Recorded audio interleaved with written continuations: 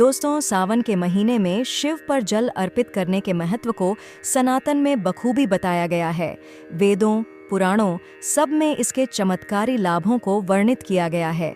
माना जाता है कि सावन के महीने में शिव पर जल चढ़ाने से आपकी सभी मनोकामनाएं पूर्ण हो जाती हैं।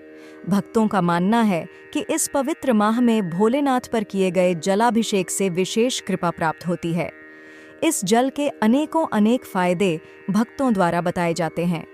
आज हम उन्हीं मान्यताओं पर आधारित इस जल के चमत्कारी फायदे आपको बताने जा रहे हैं।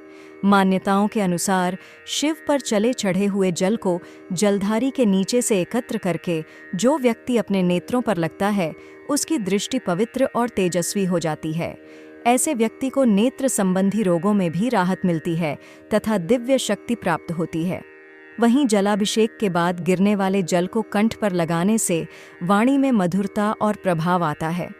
माना जाता है कि इससे आपकी वाणी प्रभावशाली हो जाती है। यह प्रथा सदियों से चली आ रही है। लोग इस जल को अपने कंठ पर स्पर्श करते हैं। वहीं शिवलिंग के चढ़े हुए जल का एक और चमत्कार है। माना जाता है कि इस मस्तिष्क पर धारण करने से चित्त शांत और बुद्धि निर्मल हो जाती है। मानसिक विशुद्धियों का नाश होता है। व्यक्ति के मन में उन्नत विचार आते हैं और शांति की अनुभूति होती है। शिवलिंग पर चढ़े हुए जल को अपने शरीर पर छिड़कने से नवग्रह के बुरे प्रभाव से छुटकारा मिलता है। ऐसा माना जाता है कि शरीर के कष्टों के साथ साथ इससे ग्रह दोषों की परेशानियों से भी छुटकारा मिल जाता है। मान्यता है कि शिवलिंग पर चढ़ा हुआ जल चमत्कारी होता है।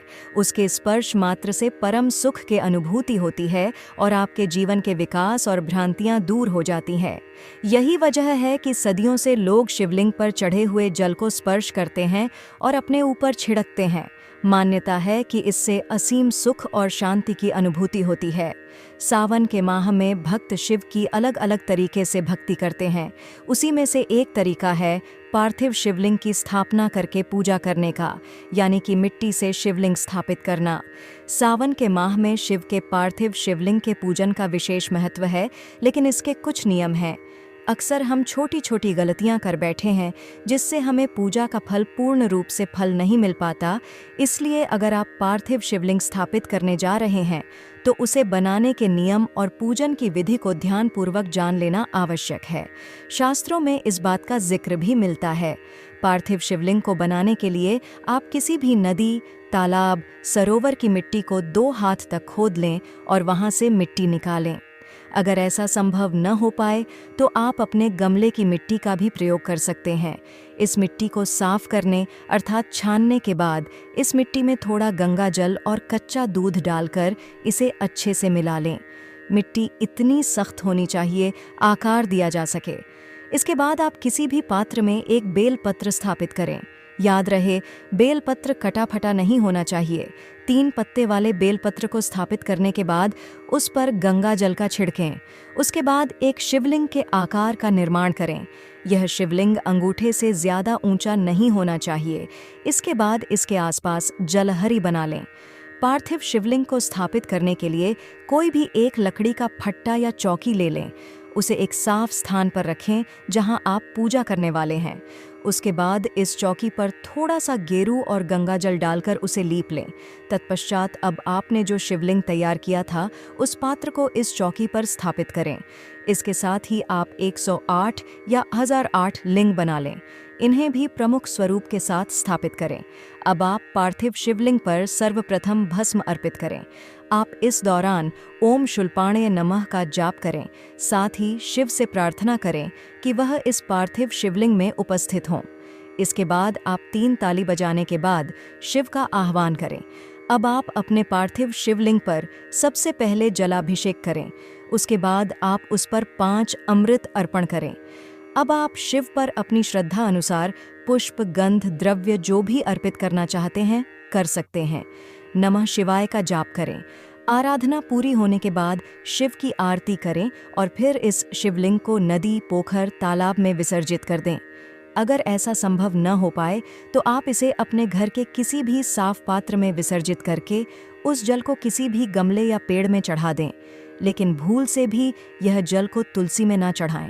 पौराणिक कथाओं के अनुसार एक समय ऐसा आया जब देवता और दानव, विशेष रूप से हिरण्याक्ष का पुत्र अंधकासुर, के बीच भीषण युद्ध छिड़ गया। अंधकासुर को वरदान प्राप्त था कि उसके रक्त की एक भी बूंद धरती पर गिरने से हजारों नए असुर उत्पन्न हो जाएंगे।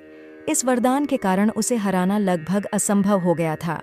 युद्ध में देवताओं को भारी क्षति हो रही थी और वे अपनी पराजय को लेकर हताश थे। जब देवताओं को कोई रास्ता नहीं सूझ रहा था, तब वे सभी भगवान ब्रह्मा और भगवान विष्णु के पास सहायता के लिए पहुंचे। गहन विचार विमर्श के बाद यह निष्कर्ष निकला कि अंधकासुर को पराजित करने का एकमात्र उपाय है कि उसके रक्त की एक भी बूंद धरती पर न गिरे। इस भयंकर समस्या का समाधान करने के लिए भगवान शिव से अनुरोध किया गया।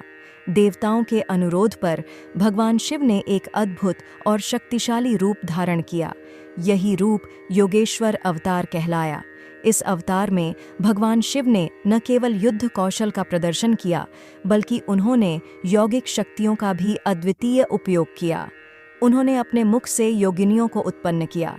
ये योगिनियां इतनी शक्तिशाली थीं कि वे अंधकासुर के शरीर से निकलने वाले रक्त की हर बूंद को धरती पर गिरने से पहले ही पी लेती थीं। इस प्रकार अंधकासुर के नए रूप बनने होने बंद हो गए और वह कमजोर पड़ने लगा। आखिर में भगवान शिव ने अंधकासुर का वध किया और देवताओं को इस भयानक संकट से मुक्ति दिलाई। भगवान शिव का योगेश्वर अवतार केवल एक युद्ध जीतने की कहानी नहीं है, बल्कि यह अवतार दर्शाता है कि यौगिक शक्तियां कितनी प्रबल हो सकती हैं। भगवान शिव ने इस अवतार में स्वयं को एक परम योगी के रूप में प्रस्तुत किया, जो यह बताता है कि तपस्या और एकाग्रता से असंभव को भी संभव किया जा सकता है। योगेश्वर अवतार ध्यान और आत्मनियंत्रण के माध्यम से प्राप्त होने वाली आंतरिक शक्ति का प्रतीक है। यह सिखाता है कि वास्तविक शक्ति केवल शारीरिक बल में नहीं, बल्कि मानसिक और आध्यात्मिक स्थिरता में निहित है। यह कथा भगवान शिव को एक ऐसे देवता के रूप में प्रस्तुत करती है जो अपने भक्तों और सृष्टि की रक्षा के लिए किसी भी रूप को धारण कर सकते हैं और किसी भी समस्या का समाधान कर सकते हैं। अंधकासुर बुराई और विनाश का प्रतीक था। योगेश्वर अवतार यह संदेश देता है कि आध्यात्मिक शक्ति और सही मार्ग पर चलकर नकारात्मक शक्तियों का नाश किया जा सकता है। धार्मिक मान्यताओं के अनुसार भंडारे में भोजन करने वाले लोगों के आशीर्वाद से पितरों को भी शांति मिलती है। यह पितृ दोष को दूर करने का एक प्रभावी उपाय भी माना जाता है। अन्नदान को सबसे बड़ा दान माना गया है।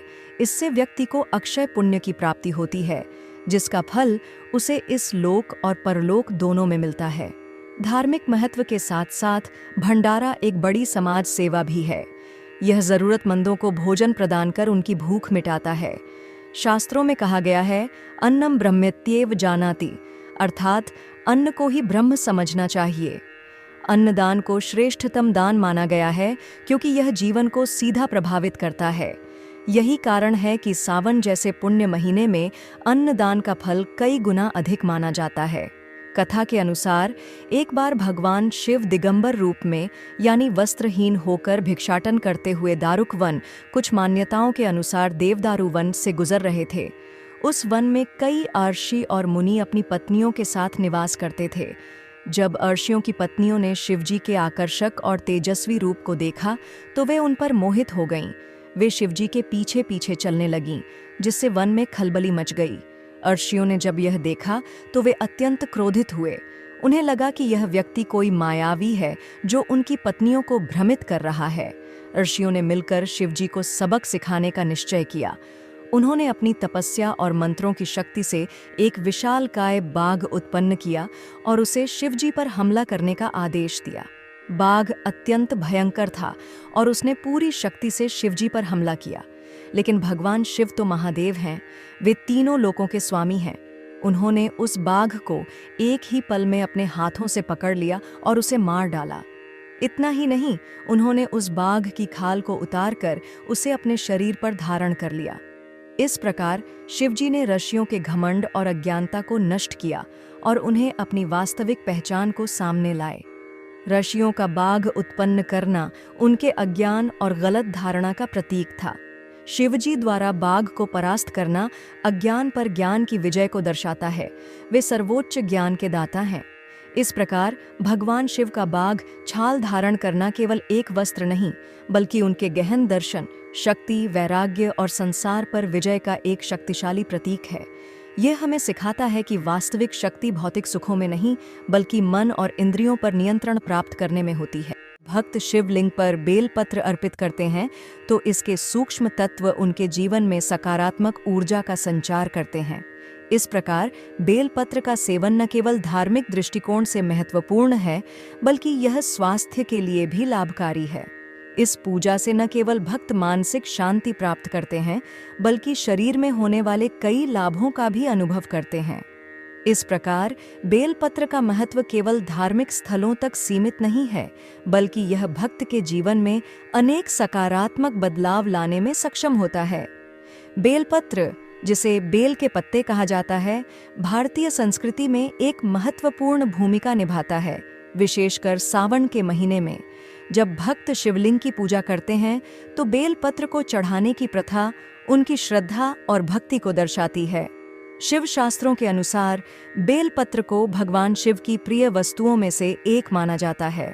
यह न केवल उनकी आराधना का एक साधन है, बल्कि इसमें छिपे हुए तात्विक और आध्यात्मिक महत्व भी हैं।